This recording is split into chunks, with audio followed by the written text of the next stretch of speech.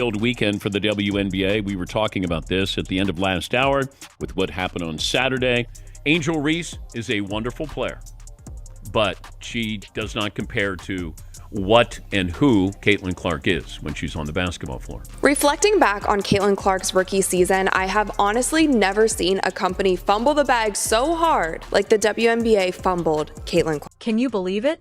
Caitlin Clark is getting booed for breaking records. Yep, you heard that right.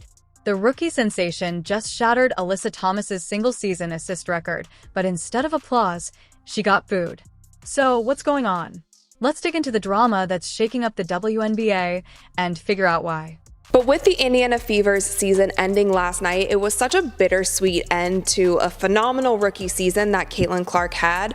And it honestly got me to just reflecting on this season. And it sucks that so much of it was riddled with so much drama and so much negativity and so many mishaps that the WNBA had throughout the entire season. Picture this. Caitlin Clark is out on the court, making history with every pass, setting new records left and right. But instead of applause, she's met with boos. It's like watching a movie where the hero is hated for saving the day. Crazy, right? Angel Reese spoke to the media. She didn't speak to the media after the game against Caitlin Clark, but a member of the Chicago Sky, the national title winner at LSU. And she talked about where all this attention started with her and Caitlin Clark. Now, you might be wondering, why would anyone boo someone for being great at what they do? Well, that's exactly what we're about to unpack. There's more to this story than just basketball talent. We're talking about shaking up the entire WNBA, and not everyone is ready for that kind of change. Thomas came out once again talking about the negativity that Fever fans and Caitlin Clark fans have been spreading this entire season, and here's what she had to say. She said, "Honestly, it's been a lot of nonsense. I think in my 11-year career, I've never experienced the racial comments like I have from the Indiana Fever fan base. It's unacceptable, honestly. There's no place for it. We come to play basketball for our job, and it's fun, but we don't want to go to work every day and have social media blown up over things like that. It's uncalled for, and something needs to be done, whether it's the Fever checking their fans or this league checking them. There's no time for it anymore." Alyssa Thomas recently spoke out again about the negativity coming from Indiana Fever fans and Caitlin Clark supporters throughout the season. Here's what she had to say. "Honestly, it's been a lot of nonsense. In my 11-year career, I've never experienced the kind of racial comments I've seen from the Fever fan base. It's unacceptable. There's no place for that. We come here to play basketball for our job, and it's fun, but we don't want to go to work every day and see social media blowing up over things like that. It's uncalled for, and something needs to be done. Whether it's the Fever holding their fans accountable or the league stepping in, there's no time for this anymore." Once again, we're seeing with these players who are coming out and speaking out against Caitlin Clark fans, Fever fans. I've covered it multiple times on this show. Angel Reese has said things. The co-owner of the Atlanta Dream has said things. Cheryl Swoops have said things. Dejanay Carrington have said things. A lot of people have called out Caitlin Clark fans and Fever fans and said that they are nasty and all that they do is spread hate, but all of them are focusing on what is going on social media. And I hate to be the bearer of bad news, but we cannot control what people say on social media when they are hiding behind a screen. This isn't just about one player or one record. It's about the future of women's basketball. Are you ready to see how deep this rabbit hole goes? Because trust me, it's about to get really interesting. Caitlin Clark, the Fever head coach, the WNBA commissioner, and the WNBA PA, and multiple other people within the WNBA have all come out and said that they are against hate, they are against racism, they have denounced fans acting in this sort of way. So I don't understand why Alyssa is once again calling for action from the Fever team and from the WNBA. Hold on tight, because we're about to dive into why Caitlin Clark's meteoric rise is shaking up the entire WNBA. How did one rookie boost her team's attendance from 1,800 to a staggering 177,000 fans? And why is that making some people seriously uncomfortable? Let's break it down. he's faced at the professional level and voiced frustration with the league's officiating, recently telling reporters, quote, "I feel like I'm getting hammered and everybody is physical with me, and opponents get away with things that other people don't get away with." That's what Caitlin Clark said. Caitlin Clark's transition from college superstar to WNBA rookie has been nothing short of explosive. She's not just playing the game, she's changing it. Her impact on viewership and attendance is something we've never seen before, and it's got everyone talking. But not all the buzz is positive.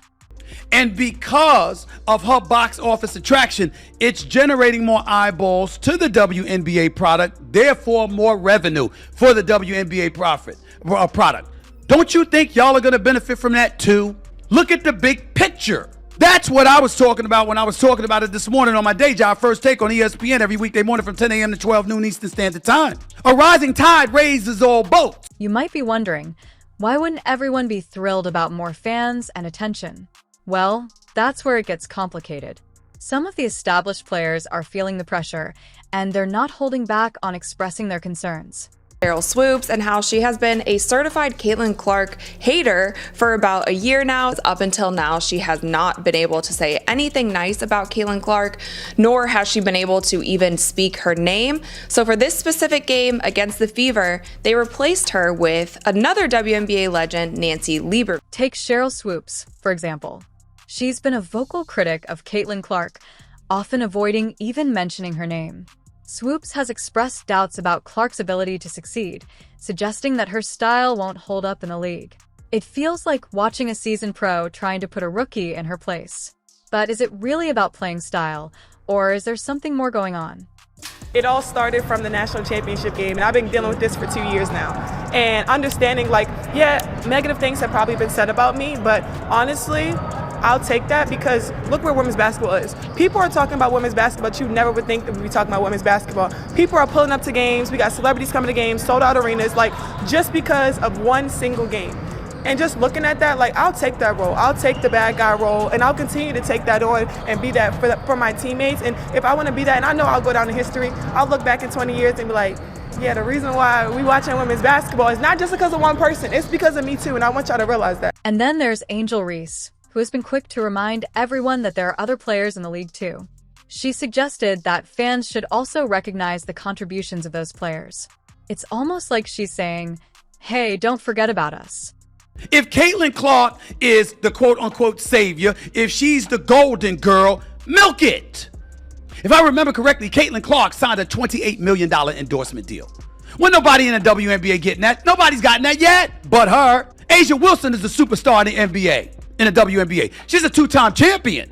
This girl is legit. She's the real deal. And those kind of endorsements and all of that stuff ain't come her way. But here's the kicker. While some veterans are grumbling, the fans are flocking to the games. The Indiana Fever's attendance has skyrocketed from just 1,800 fans 2 years ago to an average of 177,000 this season. That's not just an increase. That's a revolution.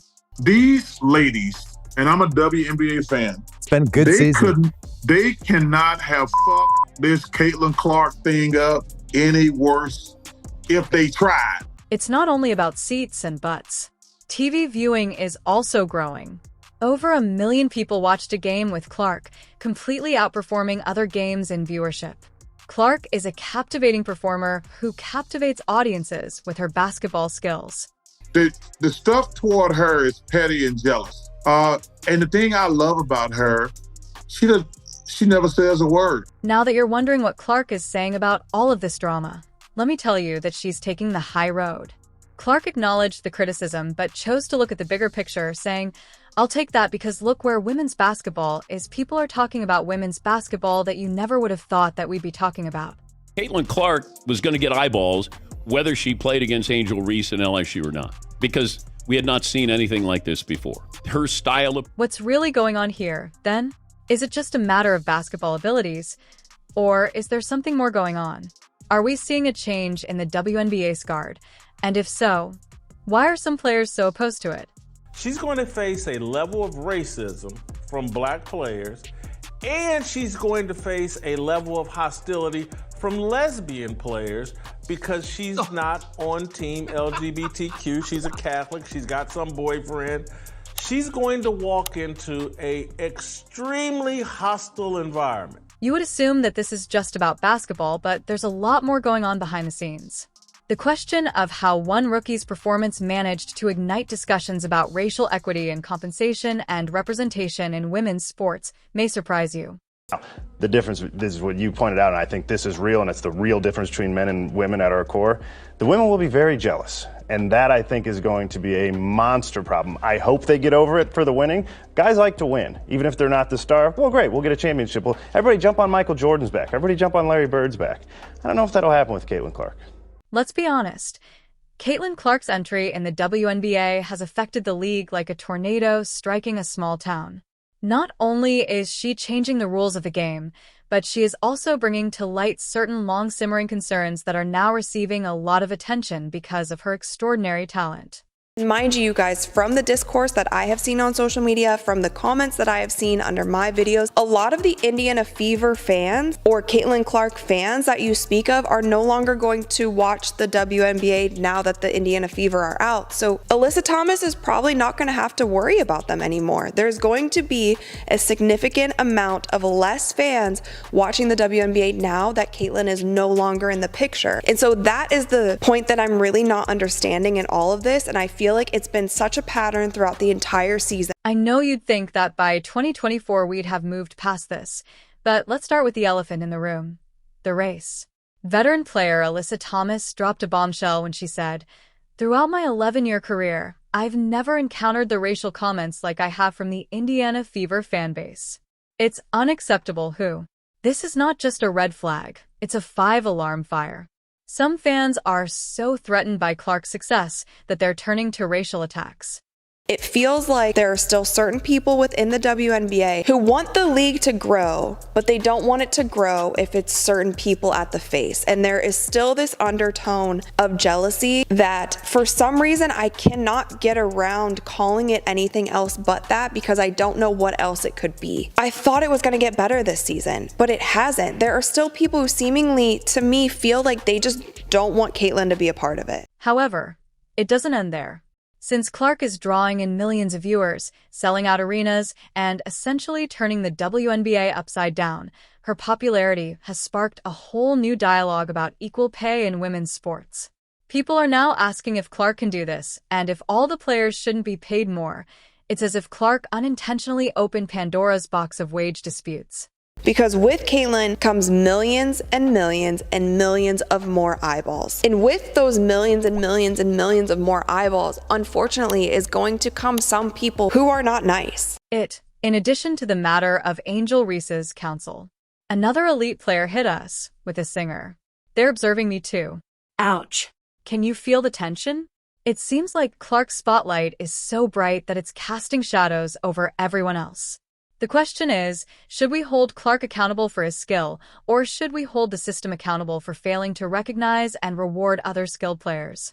I wonder if Caitlin, in every post-game press conference and every interview that she did with reporters and anytime she did any media, if she came out and talked about the kind of hateful comments that she was getting, the death threats that she was getting, the stalking allegations that she was getting, if she came out and told everybody the reason why she has personal security that goes with her every single place, it's a lot. And so it's not just Caitlin Clark fans or Indiana Fever fans. It is not all going in one direction. You know what's absurd? Some individuals find Clark's success extremely unsettling. It seems as though she is presenting a mirror image of the entire field of women's sports rather than. Everyone seems to like what they see, while some fans are divided and other veterans are complaining. Suddenly, everyone has an opinion on women's basketball. There are Sky fans, I'm going to say fans because I don't know if they're fans or if they're trolls, who live online just waiting for somebody to say something about Caitlin or say something about the Indiana Fever, and they go after them. And another time that I'm going to bring up once again, because I think it's just such a blatantly obvious example of a point that if you want to stick up for your fellow WNBA players, this would be the time to do it. However, this is where things become really fascinating. Not only is Clark altering the game on the court, but she is also altering the discourse surrounding women's sports in general. People are being forced by her performance to face some uncomfortable realities regarding equity representation and the importance of women's athletics. What does all of this imply for the WNBA's future, then? Is this a brief reorganization, or are we seeing the beginning of a new era in women's sports? How will the league address these mounting issues? But people aren't tuning in to watch Angel Reese play basketball. Angel Reese against Caitlin Clark, then they'll watch that. I mean, I love having a rivalry. I said that yesterday. We don't have enough rivalries. While everyone is occupied discussing Clark's busy dominating, here's the real joker. How is she using all of this turmoil as fuel for her game? The solution may completely alter our perception of resilience in sports. When I watched her play the last month, I think she's learning to play much faster because I think she's learning to trust those girls more. Because, when she's in college, she's not passing to a bunch of great players. Now you can see when she plays, she's playing a lot without the ball. She reminds me a lot of Jason Kidd. Let's talk numbers, because they're incredible in a game against the Phoenix Mercury. You won't believe what Caitlin Clark is doing on the court. She's not just playing basketball, she's rewriting the entire playbook. Remember how some people doubted her? Well, Clark's response has been nothing short of spectacular. Clark scored 32 points and had 10 assists. This is where it gets crazy. In just 75 games, she became the fastest player in WNBA history to reach 1,000 career assists. That's not just good, that's superstar level, but it's like running a marathon when everyone else is still tying their shoes. This is a phenomenon. Caitlin Clark is a phenomenon. And if I said to any of these people who think Caitlin Clark is not the Rookie of the Year, I'd say, who would you want to start your franchise with? Now, I'm not going to put Asia Wilson in there. I'm just saying between these two. Angel Reese is a wonderful player, but she does not compare to what and who Caitlin Clark is when she's on the basketball floor. Plain and simple. But wait, there's more. You remember how some people said Clark wouldn't be able to succeed in the WNBA? Well, she's not only succeeding there, she's tearing through defenses with the agility of a hot knife, and her games are bringing in more viewers than certain NBA games. Could you believe that a rookie NBA player is beating more seasoned players in the ratings game? This rookie isn't just shattering the glass ceiling, it's shattering it into a million pieces. These ladies, who I love and respect their game, they couldn't have fucked this thing up any worse. Because we have talked, and tell them about Asia. Asia Will's the best woman player in the world right now. She's incredible. Connecticut Sun's having a great year. The Minnesota Lynx is having a great year. But there's been so much negativity, and a lot of it is just petty jealousness. It's possible that you're thinking, well, she's good, but can she handle the pressure? Clark seems to be utilizing the criticism and alcohol as fuel for her basketball fire. She is not only performing under pressure, but she is thriving in it. It's as if we are witnessing the real-time formation of a diamond in front of our very eyes.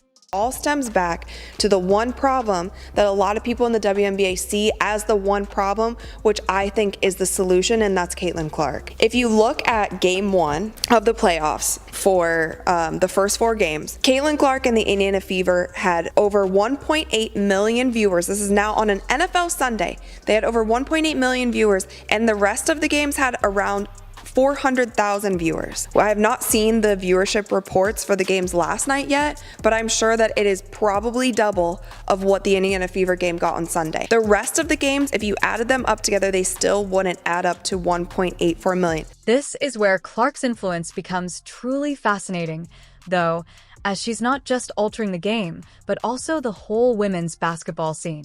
Young girls all over the nation are grabbing basketballs and hoping to be the next. Can you fathom the potential that the WNBA will produce in a few years? Caitlin Clark? It seems like Clark's success is sowing the seeds for a whole forest of future superstars. The numbers don't lie here. It is not just a delusional fan base who is just delusional, but they're not really tuning in. No, these people are coming in waves to watch one player who has sold out every single arena that she has played in this season. The Fever attendance is 200,000 more people this season than any other organization. The Liberty is next at 400,000. 200,000 more people came to watch the Indiana Fever than any other team. Not to mention how she's responding to all of this attention in the face of criticism. It seems as though Clark is saying, You can doubt me all you want, but you can't doubt these stats. That's not just confidence, that's championship-level mental toughness. Clark is concentrating on her game and letting her on-court performance speak for her. These are numbers when people talked about at the beginning of the season, the high tide lifts all boats or whatever, basically. Like, if you buy into this, everybody is going to eat. Yet you had people fighting tooth and nail the entire season, not wanting it to be this way because other people weren't getting flowers, or she was getting too much attention, or she gets a special whistle, or I'm gonna check her off the ball here just because. And then her teammate cheers for her for throwing her on the ground. It didn't get better. Can you believe the impact Caitlin Clark is having on women's basketball? Not only is she shattering records, but she's also completely changing the nature of the sport. Clark's influence extends far beyond her astounding statistics. She is igniting the long overdue dialogue about equity and representation. And it's disappointing to me because it's not every player in the WNBA. And I'm sure that there are many players who are happy to have her in the league. And it's like, if it was my league and somebody was coming in and bringing millions of people, like, I would be excited about that, because you know what? That's a chance for me to impress millions of people who weren't watching before. But this is where things really start to get interesting. With all of the drama surrounding Clark, everyone is being forced to consider women's sports closely. We're talking about equal pay for media coverage, among other things. Clark's accomplishments serve as a beacon of hope for what can happen when women's sports receive the recognition they merit.